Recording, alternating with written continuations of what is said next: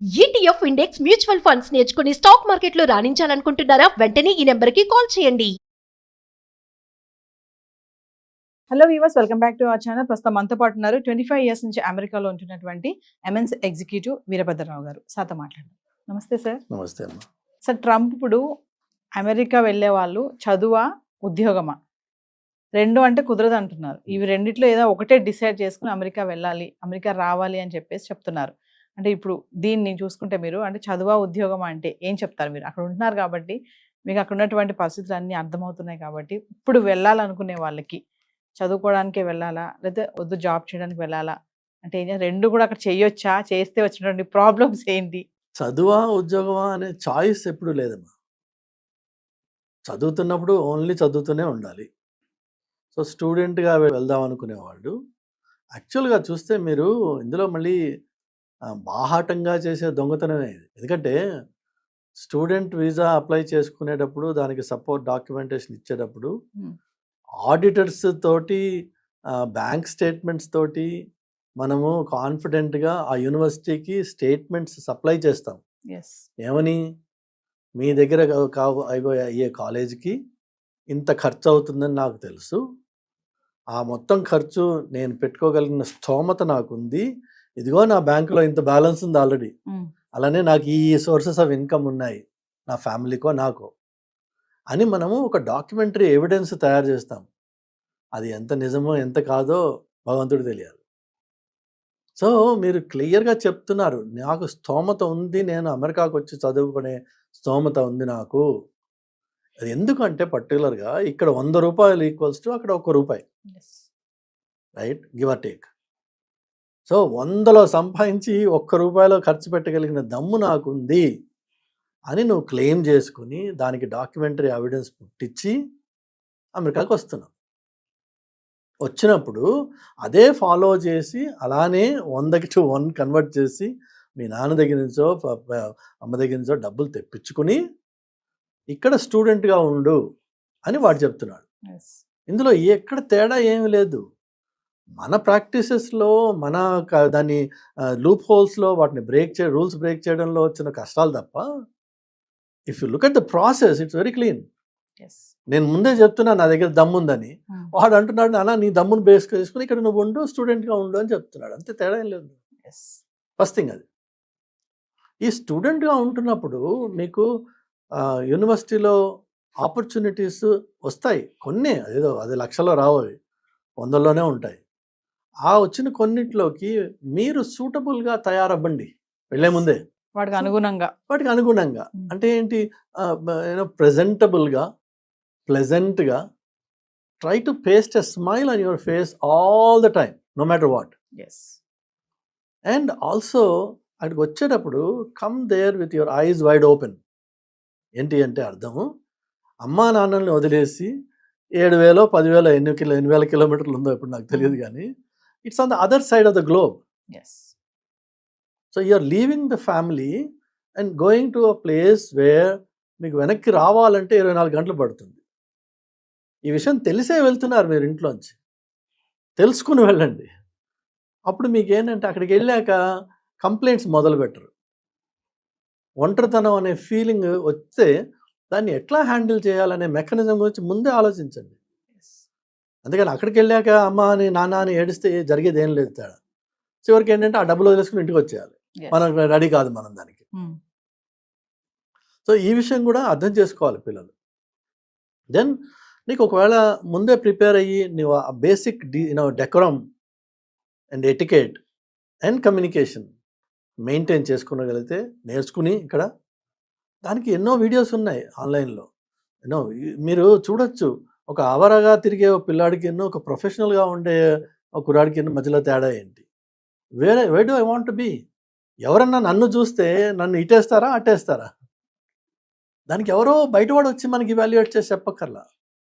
నన్ను నేను దానికి అనుగుణంగా నేను మార్చుకుని అక్కడికి వెళ్ళి if you paste a smile on your face అని, నేను పేస్ట్ అంటాను నేను, ఎందుకంటే లోపల బాధ ఉన్నా పైకి ప్లెజెంట్గా మిమ్మల్ని మీరు ప్రజెంట్ చేసుకోగలిగితే మీకు ఎయిదర్ యూనివర్సిటీలో జాబ్ అన్నా మీ ప్రొఫెసర్స్ హెల్ప్ చేస్తారు, or they will give you guidance, or they will keep you in the loop. as soon as an opportunity opens, they'll call you, provided you are in their good books. Yes. American స్టడీస్లో ఉన్న ముఖ్యమైన part ఇండియాలో వీళ్ళు follow చేయింది ఏంటంటే, అక్కడ ప్రొఫెసర్స్కి super duper power ఉంది, influence ఉంది. వాళ్ళని నువ్వు సర్ అని చెప్పి రెస్పెక్ట్ ఇవ్వక్కర్లేదు, వాళ్ళు రాగానే లేచి నిలబడక్కర్లేదు, కానీ వాళ్ళతో రెస్పెక్టబుల్గా మాట్లాడాలి అండ్ ఇంటలెక్చువల్గా ఛాలెంజ్ చేసుకోవాలి. Try to learn from them and if you know better challenge them. They are open to those challenges. ఇండియాలో ఏంటంటే ప్రొఫెసర్కి మీరు రెస్పెక్ట్ ఇవ్వరు, వాడిని చూడము. అక్కడ అది అవసరం. Not only for the sake of education, ఆ కాలేజ్లో ఉన్న రోజుల్లో కాకుండా సబ్సీక్వెంట్గా మీరు ఎక్కడన్నా ఇంటర్న్షిప్స్ అప్లై చేస్తారు, చేయాలి.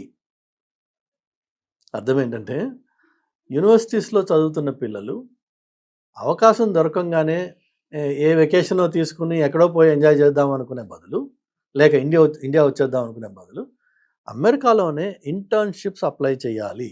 That is how you apply your knowledge to the local society.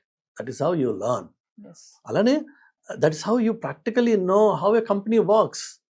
లేదంటే మీకు ఏం తెలుసు, ఒక ఉద్యోగం వచ్చింది, డే 1 వెళ్తారు, log on in to the system అని ఉంది, or swipe in some place to get in to the premises అని ఉంది. ఓకే, కాలేజీల్లో చేస్తున్నట్టయితే ఇక్కడ వెళ్తారేమో, ప్రెమిసెస్లోకి వెళ్తారు. నెక్స్ట్ ఏం చేయాలి, నీకేం తెలుసు? What is a project, what is project management, ఏమీ తెలియదు. కానీ ఇంటర్న్షిప్ చేసినప్పుడు చాలా మటుకు అవి పెయిడే ఉంటాయి. ఇంటర్న్షిప్ చేసినప్పుడు మీకు ఒక రియల్ లైఫ్ ఎక్స్పోజర్ వస్తుంది.